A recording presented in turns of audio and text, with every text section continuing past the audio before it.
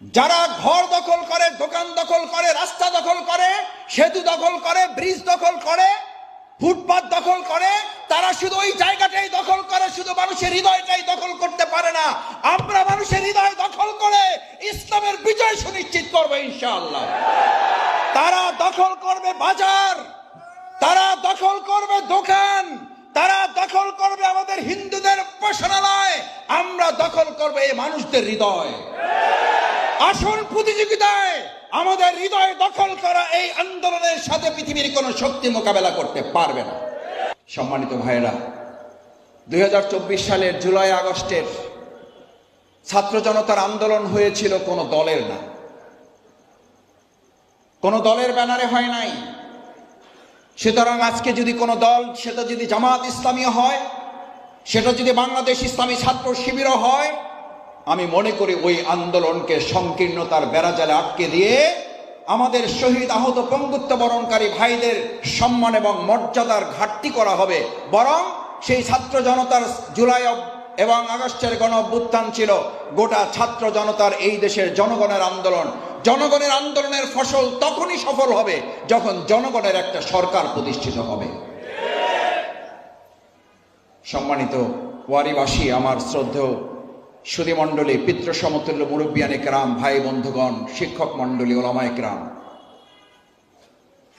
আমাদের সেই সময়ের ছাত্র জনতার প্রধান দাবি কি ছিল? তাদের এক দফার আগে তারা 10 দফা দিয়েছিল। তারা কোটার বিরুদ্ধে আন্দোলন করেছিল। এই কোটা আমাদেরকে কি সমস্যা তৈরি করেছিল?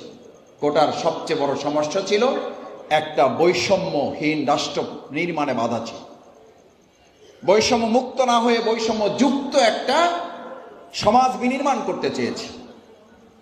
আজকে এখানে যারা আছেন, আমি আপনাদের কাছে যদি এই আহ্বান জানাই, এদেশের মানুষের কাছে 2024 সালের জুলাই আগস্টের গণ অভ্যুত্থানের পরে যে সরকার গঠিত হবে, সেই সরকার এমন আর সরকার এদেশের মানুষ চায় না। এমন সরকার গঠনে এদেশের মানুষ ভোট দিতে যাবে না। যেই সরকার হবে রাজা, আর এই সমস্ত আমরা মানুষরা হব প্রজা।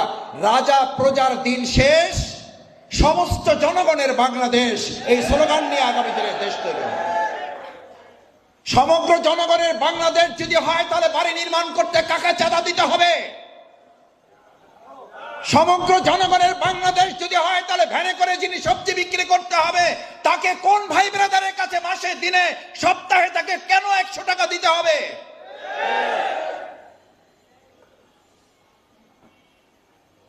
রাজা এবং প্রজার মালিকানার দিন শেষ। 18 কোটি জনগণের বাংলাদেশ। আজকে কেন আমাদের ছাত্র জনতাকে আবার এ কথার স্লোগান তুলতে হচ্ছে?